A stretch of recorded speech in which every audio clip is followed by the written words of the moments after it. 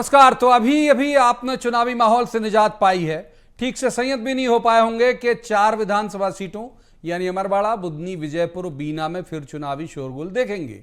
चुनाव आयोग की सूची में अभी सिर्फ अमरवाड़ा की सीट ही अधिसूचित हुई है, लेकिन बुधनी से शिवराज सिंह चौहान इस्तीफा दे चुके हैं और विजयपुर और बीना के इस्तीफे अभी कतार में हैं। रामनिवास रावत और निर्मला सप्रे के दल बदल से बीजेपी को लोकसभा चुनाव में कितना फायदा हुआ, इस पर चर्चा बाद में। चर्चा इस पर भी कि क्या बीजेपी ने अपने नारे वादा जो करेगी वो निभाएगी भाजपा को सिर्फ अमरवाड़ा से कमलेश शाह के लिए ही गुनगुनाया है, वरना क्या वजह है कि रामनिवास रावत और निर्मला सप्रे ने अब तक इस्तीफा नहीं दिया। या तो वो इंतजार कर रहे हैं कि रबर को इतना खींचो कि वे दूसरी तरफ यानी कांग्रेस की तरफ से ही टूटे और उन्हें ही पार्टी निष्कासित कर दे। ऐसी दशा में उपचुनाव की नौबत भी नहीं आएगी। बहरहाल बात अमरवाड़ा की संदर्भ में जरूरी है, क्योंकि ये इलाका विधानसभा चुनाव तक कमलनाथ का गढ़ कहा जाता था, लेकिन आज जब कांग्रेस उम्मीदवार का नामांकन हुआ तो न कमलनाथ और ना ही नकुलनाथ वहां मौजूद थे। बात बुधनी की इसलिए क्योंकि शिवराज की विरासत यहां कौन संभालेगा? क्या वे अपने बेटे कार्तिकेय को वहां से टिकट दिला पाएंगे? दूसरा, क्या रामनिवास रावत और निर्मला सप्रे का इस्तीफा होगा या निष्कासन का इंतजार? विधानसभा सत्र के दौरान वे कहां बैठेंगे सदन में? बात ज्योतिरादित्य सिंधिया के लोकसभा चुनाव में जाने से खाली हुई राज्यसभा सीट की भी कि आखिर किसे पार्टी उनकी जगह राज्यसभा भेजेगी। ऐसे बहुतेरे सवाल जिन्हें लेकर एक खास पैनल के पास जाएंगे और कहेंगे जवाब तो देना होगा, लेकिन रस्मन सबसे पहले आपको दिखाते हैं एक रिपोर्ट, देखिए। लोकसभा चुनाव के बाद एक बार फिर एमपी में कांग्रेस और बीजेपी के दिग्गजों के आमने सामने होने का वक्त आ गया। यूं तो चुनाव आयोग की अधिसूचना के मुताबिक अभी तक एमपी में सिर्फ एक सीट अमरवाड़ा में चुनाव होने हैं, लेकिन बुधनी, विजयपुर और बीना विधानसभा सीट भी इसी कतार में है। शिवराज सिंह चौहान के केंद्र में जाने से बुधनी रिक्त हुई है और रामनिवास रावत और निर्मला सप्रे के बारे में अभी कुछ तय होना बाकी है। पहले बात कर लेते हैं एकमात्र अधिसूचित सीट के बारे में। अमरवाड़ा कभी कमलनाथ का गढ़ कहा जाता था। इस बार बीजेपी ने वहां से कमलेश शाह को प्रत्याशी बनाया है, जो ऐन वक्त में कांग्रेस को छोड़कर बीजेपी में शामिल हुए थे, जबकि कांग्रेस ने धीरन शाह इनावती को दावेदार बनाया है। बीजेपी नामांकन दाखिल कराने अपने सभी स्टार यानी मुख्यमंत्री डॉक्टर मोहन यादव और प्रदेश अध्यक्ष वी डी शर्मा सहित और भी नेताओं को ले गई थी। तय था कि कांग्रेस से आज प्रदेश अध्यक्ष जीतू पटवारी और नेता प्रतिपक्ष उमंग सिंगार को भी नामांकन दाखिल कराने पहुंचना ही था, लेकिन जिनकी सियासी वल्दियत में ये इलाका आता है यानी कमलनाथ, वे भी नदारद रहे और उनके बेटे नकुलनाथ भी। अचलकुंड दरबार का प्रत्याशी कांग्रेस पार्टी ने दिया है। जहां तक प्रदेश के कार्यकर्ताओं को अगर ताकत देगा, प्रदेश में बदलाव लाएगा, सरकार जरूर बीजेपी की रहेगी, पर नकेल कसेगा तो अमरवाड़ा कसेगा और कांग्रेस का विधायक बना के कसेगा। 100% अमरवाड़ा के परिवार के लोग कांग्रेस और हाथ के पंजे को समर्थन देंगे। कमलनाथ आ रहे अब बात बीजेपी की करते हैं। वो अक्सर दूसरे दलों से आए विधायकों के साथ अब तक तो इसी नारे पर अमल करती आई है कि वादा जो करेगी वो निभाएगी भाजपा। लिहाजा कांग्रेस से आए एक विधायक को तो अपना प्रत्याशी बना दिया, मगर श्योपुर जिले की विजयपुर विधानसभा सीट से कांग्रेस विधायक रामनिवास रावत और सागर जिले की बीना सीट से कांग्रेस विधायक निर्मला सप्रे के बीजेपी में शामिल होने के बाद भी अब तक उनका इस्तीफा नहीं दिलाया गया। तकनीकी तौर पर वे अभी न कांग्रेस में हैं और ना ही भाजपा में। हो सकता है कि बीजेपी अपने उस नारे का अमल इनके साथ शायद अब तक ठीक से ना कर पाई हो या फिर वो विचाराधीन हो। बहरहाल बीजेपी एमपी में कितनी मजबूत है ये तो विधानसभा चुनाव में भी दिखा और लोकसभा चुनाव में भी। और लोकसभा पहली बार ये छिंदवाड़ा 1 लाख से ऊपर और आजादी के बाद ये मौका आया है। मैं छिंदवाड़ा की जनता का आभार भी मानता हूँ। ये जो उपचुनाव हुआ है, कमलेश भाई हमारे साथ जुड़े हैं। इस क्षेत्र के विकास के लिए हमने कृत संकल्प लिया है कि ये किसी हालत में विकास के सारे दायरों पे जो सोचेगी जनता हम पूरा करेंगे। छिंदवाड़ा प्रधानमंत्री नरेंद्र मोदी जी के गरीब कल्याण के योजनाओं के हितग्राहियों का गढ़ है। मध्य प्रदेश सरकार की, हमारी डॉक्टर मोहन यादव की सरकार की योजनाओं के हितग्राहियों का गढ़ है और वही इस बार जनता ने छिंदवाड़ा के लोकसभा के चुनाव में इतिहास बनाया है। इन सीटों के चुनाव से न बीजेपी में कुछ बढ़ना न कांग्रेस में कुछ घटना, क्योंकि दोनों ही घटने और बढ़ने के पैमाने के उच्चतम स्तर पर हैं। फिर भी चुनाव की जीत हार मनोबल भी बढ़ा देती है और अपने लोगों को ठीक से नियोजित भी कर देती है। नियोजन का ये क्रम ज्योतिरादित्य सिंधिया के लोकसभा चुनाव लड़ने से खाली हुई एक राज्यसभा सीट तक भी चलेगा। Bureau report, DSTV। तो उन खास मेहमानों का सबसे पहले आपसे तारुफ करा दूं जिनके साथ हम चर्चा को आगे बढ़ाएंगे। हमारे साथ हैं मंजरी जैन, बीजेपी की विद्वान ऊर्जावान प्रवक्ता हैं। बहुत स्वागत है मंजरी जी का। दूसरे मेहमान है राजकुमार उपाध्याय, कांग्रेस के विद्वान ऊर्जावान प्रवक्ता हैं। राजकुमार जी का भी बहुत स्वागत। तीसरे मेहमान दिनेश गुप्ता, वरिष्ठ पत्रकार हैं, अच्छे राजनीतिक विश्लेषक हैं। दिनेश जी का भी बहुत बहुत स्वागत है। शुरुआत करेंगे मंजरी जी से। तो मंजरी जी, ये कुछ इस्तीफे हो गए, कुछ बाकी हैं, क्या वादा जो करेगी वो निभाएगी भाजपा टाइप का कुछ बच गया है इसलिए नहीं हुआ, या फिर कोई एक डेट मुहूर्त तय हो रहा है? देखिए, अभी तो सामने जो है अमरवाड़ा जो चुनाव जो अब है पीठ पर, उसको देख रहे हैं। दूसरी बात जो आपने जो बताया कि आज जो पर्चा भरने गए कांग्रेस के प्रत्याशी, उनके साथ कमलनाथ और नकुलनाथ जी नदारत रहे, तो उनको एक तरीके से पूछा जाए तो छिंदवाड़ा के कार्यकर्ताओं को अनाथ छोड़ दिया। पहले जनता को अनाथ छोड़ा, अब कार्यकर्ताओं को अनाथ छोड़ दिया। तो इस तरह से तो वहां की जो स्थिति बन रही है, तो मैं समझती हूँ कि छिंदवाड़ा की जो जनता है वो अब इनका चाल चरित्र चेहरा जान चुकी है। वो लोकसभा में इसका जवाब दिया है और विधानसभा में भी इसका अच्छे से जवाब मिलेगा। अब जो आपने सवाल पूछा कि क्या होगा, वो बीजेपी ज्वाइन करेंगे या उनको टिकट देगी या नहीं देगी, तो वो एक भविष्य के गर्त में छुपा है।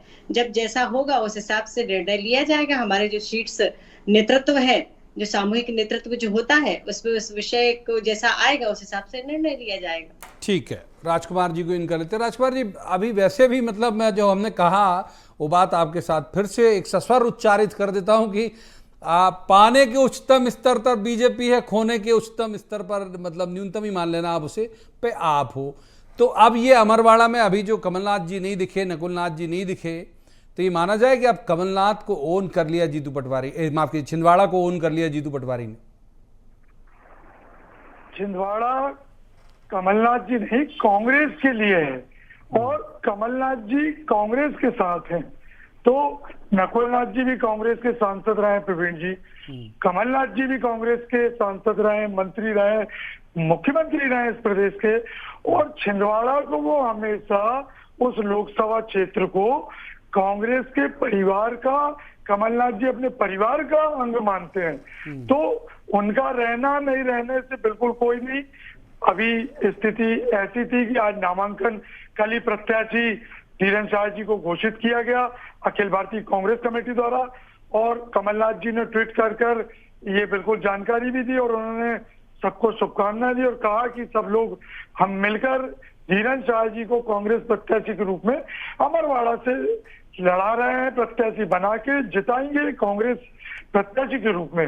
और आज नामांकन रैली में और सभा में प्रदेश कांग्रेस अध्यक्ष जीतू पटवारी जी, कांग्रेस के विधानसभा में नेता प्रतिपक्ष उमंग सिंघार जी, वहां के हमारे दोनों कांग्रेस के वरिष्ठ नेता पूर्व मंत्री सज्जन वर्मा जी और सुखदेव पांसे जी, जो अमरवाड़ा विधानसभा के कांग्रेस प्रत्याशी के लिए ऑब्जर्वर भी थे, पर्यवेक्षक भी थे, ये सभी लोग एकजुटता से वहां पहुंचे और आपने देखा धीरेन्द्र शाह जी के साथ सब लोगों ने नामांकन रैली में शामिल हुए, सभा में शामिल हुए। तो अमरवाड़ा की जनता इस चीज का जवाब देगी प्रवीण जी कि भारतीय जनता पार्टी के द्वारा ये उपचुनाव किस प्रकार लाया गया। ठीक है, मैं राजकुमार जी आऊंगा। अब पहले सवाल में मोटी मोटी सारी बातें आपके ले ली, दिनेश जी को इन करते हैं। दिनेश जी, जैसे हमने पहले ही कहा, आपने पैकेज में भी कहा कि कोई निर्णायक तो है नहीं ये इलेक्शन, मतलब इलेक्शन ऐसे ही है, इलेक्शन ऐसे ही से आशा है मेरा, मैं इसकी महत्ता को कमतर नहीं कर रहा हूं, मैं लाभ और हानि के लिहाज से दोनों दलों के लिए कह रहा हूं। आप कैसे देखते हैं इस इलेक्शन को? नहीं, देखिए, हानि के लिहाज से देखेंगे तो कांग्रेस पार्टी को तो हानि हो ही गई है। अब वो इस हानि को वो कैसे बचाती है, ये बहुत महत्वपूर्ण है, क्योंकि कमलेश शाह ने इस्तीफा दिया है और कांग्रेस की एक सीट कम हुई है। यदि थोड़ा सा एफर्ट करे कांग्रेस तो हो सकता है कि वो जो हानि हुई है वो लाभ में बदल जाए या यथास्थिति बदल जाए। लेकिन जो हम देख रहे हैं, जो दृश्य देखा हमने, एक तरफ हमने देखा कि भारतीय जनता पार्टी के तमाम नेता कमलेश शाह का नामांकन दाखिल कराने भीगते पहुंचे हुए, ये विजुअल हमने और दिखाया, दूसरी चीफ तरफ- मिनिस्टर भीग रहे हैं, प्रदेश अध्यक्ष भीग रहे हैं उस नॉमिनेशन फाइल कराने के बाद, भीगते हुए, लगभग तर थे वो, बारिश हो रही थी शायद उस दिन। तो यही जो स्थिति है, यहाँ कांग्रेस के नेताओं में वो एकता, एकजुटता नहीं दिखती, वो गंभीरता नहीं दिखती चुनाव को लेकर। आप मतलब कमलनाथ के इलाके में चुनाव हो या दिग्विजय सिंह के इलाके में हो या किसी भी बड़े नेता के इलाके में, और वो नदारद रहे, तो फिर इसका क्या संदेश जाता है?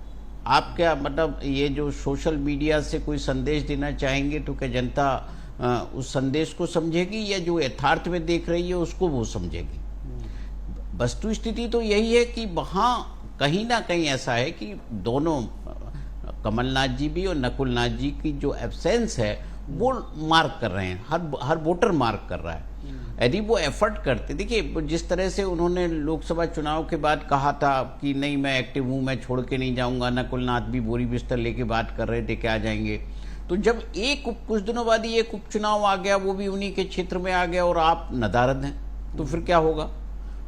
फिर तो आपकी चुनौती ज़्यादा बढ़ेगी। और जो ये सोच के राजनीति वो हमेशा करते रहे कि हम जीत जाए बाकी जाए कोई फर्क नहीं पड़ता, लेकिन अब तो फर्क पड़ा है ना, अब तो उन्हें कम से कम कुछ सबक लेना पड़ेगा, अन्यथा ये जो कांग्रेस का मजबूत गढ़ है, अभी तो ये पहली जीत है, हो सकता है कई जीत में आगे फिर बदलती चली जाए। ठीक बात है। एक बार मंत्री जी को इन करते हैं। मंत्री जी, ये रामनिवास रावत जी आपके पास बहुत पहले आ गए, इस्तीफा नहीं दिया, बीजेपी ज्वाइन कर लिया और ये कहा कि हम कांग्रेस छोड़ रहे हैं। निर्मला सप्रे बीना से वो पहले आ गई, उन्होंने भी इस्तीफा नहीं दिया, लेकिन कहा कि हम कांग्रेस छोड़ रहे हैं, और अभी भी वो बयान में ये कह रहे हैं कि नहीं हम तो भाजपा के लोग हैं, भाजपा ज्वाइन कर लिए। तो फिर दिला दीजिए इस्तीफा, क्यों? मतलब माने विधानसभा में आप लोग ये वेट कर रहे हो क्या कि कांग्रेस निष्कासित करे उन्हें, कि विधायक रहते हुए पाला कैसे बदल लिया, इसका इंतजार है क्या? देखिए, अब उनका क्या है क्या नहीं, भारतीय जनता पार्टी की विचारधारा से प्रेरित होकर वो भारतीय जनता पार्टी के साथ काम करना चाहते हैं। अब ये उनका सेल्फ डिसीजन है कि वो क्या करना चाहते हैं, वहां से इस्तीफा देना चाहते हैं, नहीं चाहते हैं, तो वो तो खुद ही निर्णय करेंगे। रही बात कि वो भारतीय जनता पार्टी में आएंगे, तो आ ही गए तो स्वागत ही है उनका, पर उन्होंने वहां से इस्तीफा नहीं दिया, वो उनका व्यक्तिगत निर्णय है। इसमें भारतीय जनता पार्टी या नेताओं का कुछ हस्तक्षेप नहीं है कि आप वहां से इस्तीफा दीजिए मत दीजिए।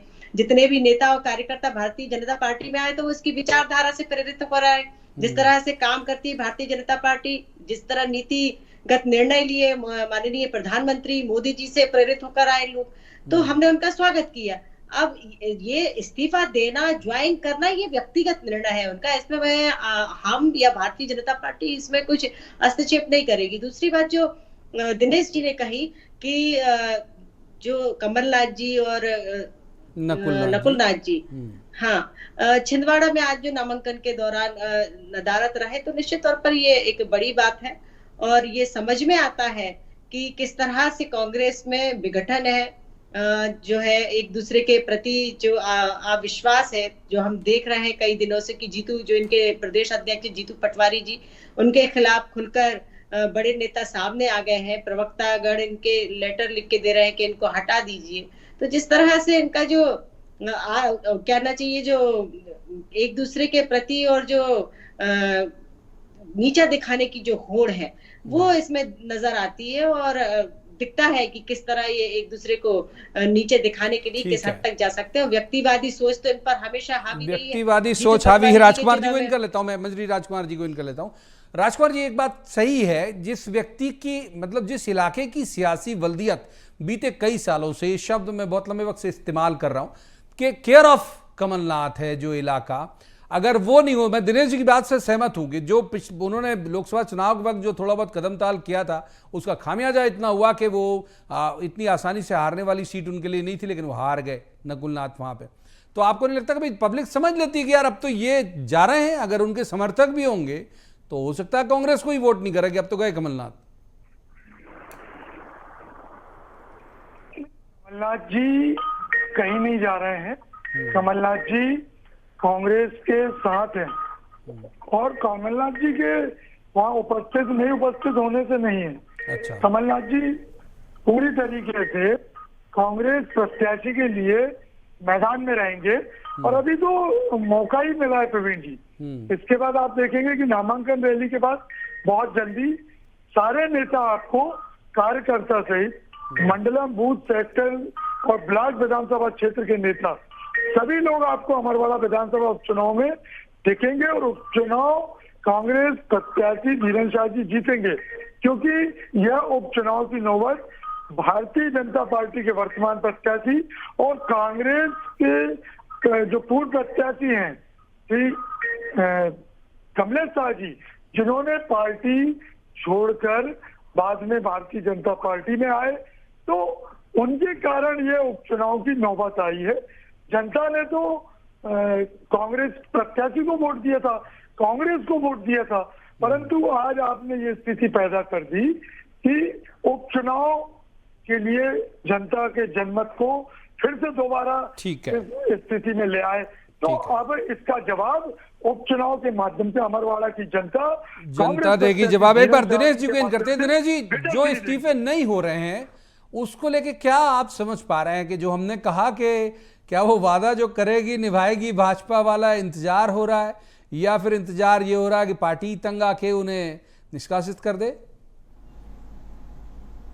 देखिए प्रवीण जी, ये जो स्थिति है, जैसे कमलेश शाह जी ने यदि भारतीय जनता पार्टी ज्वाइन की तो उन्होंने अपना नैतिकता समझी और पद से इस्तीफा दे दिया।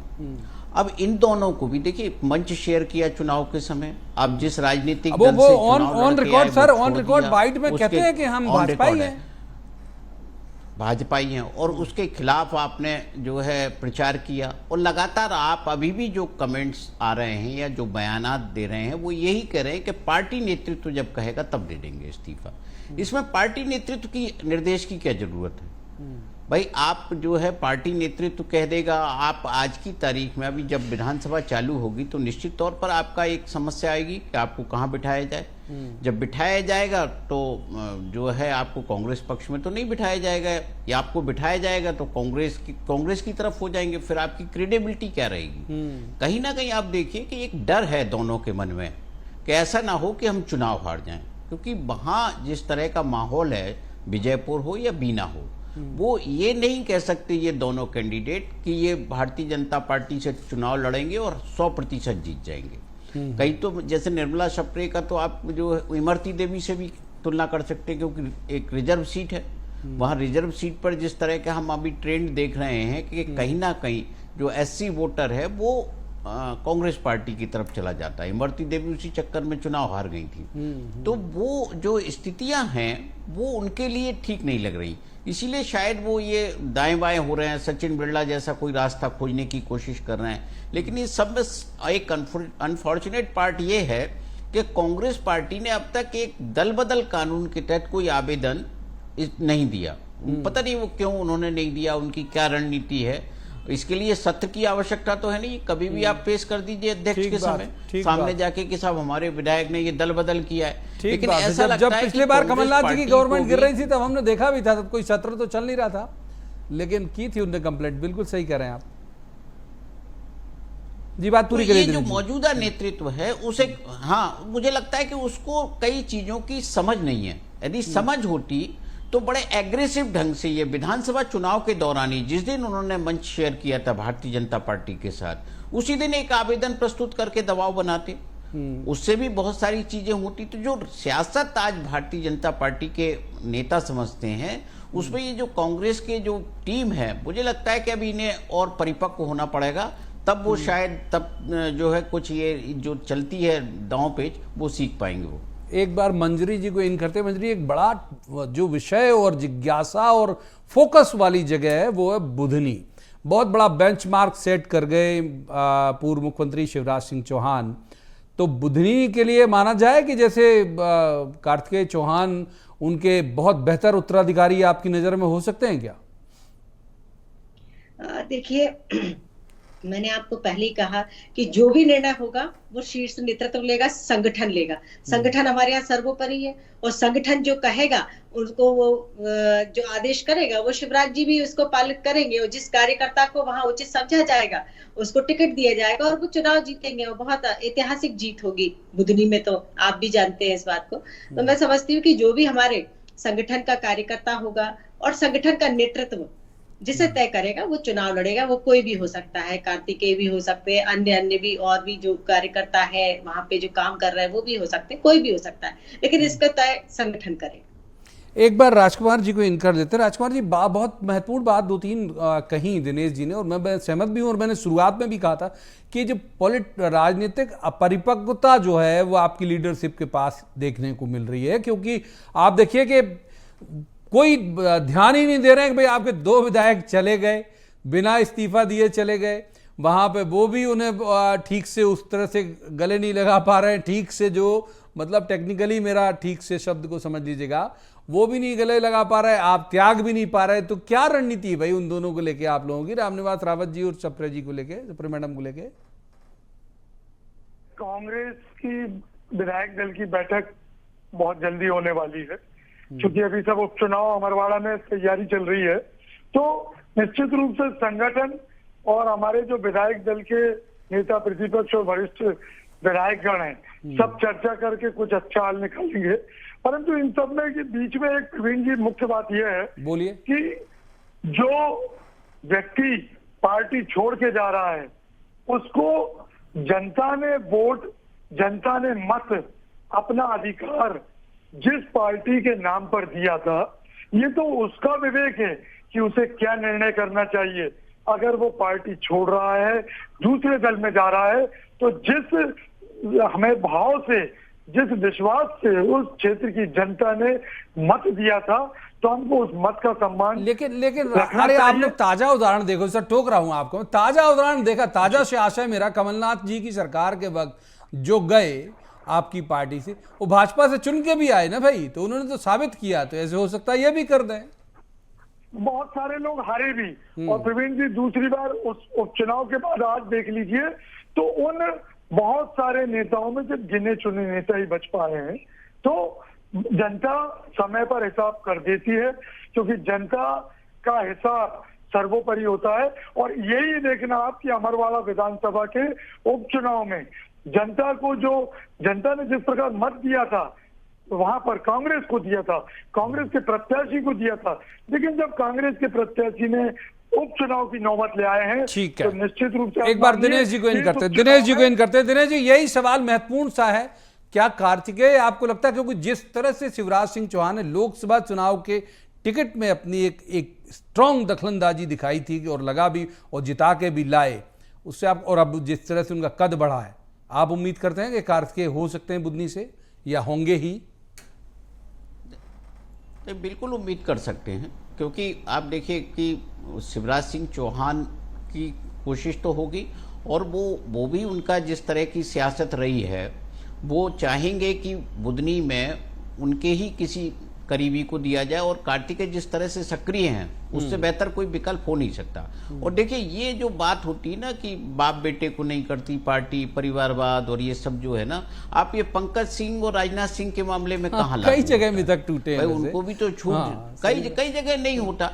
आप यदि जो है, कई बार ऐसा होता है कि कैलाश विजयवर्गीय और आकाश विजयवर्गीय का हम उदाहरण दे देते हैं, लेकिन राजनाथ सिंह और पंकज सिंह को छूट भूल जाते हैं। और थोड़ा सा एक बार सिंधिया जी की सीट पे भी कर दूं, क्योंकि वक्त जैसे फिसल रहा, हो सकता है आपकी बारी अगले बार तक में वक्त खत्म हो जाए। सिंधिया जी की सीट पे जल्दी से टिप्पणी कर दीजिए, आप नरोत्तम मिश्रा या केपी यादव?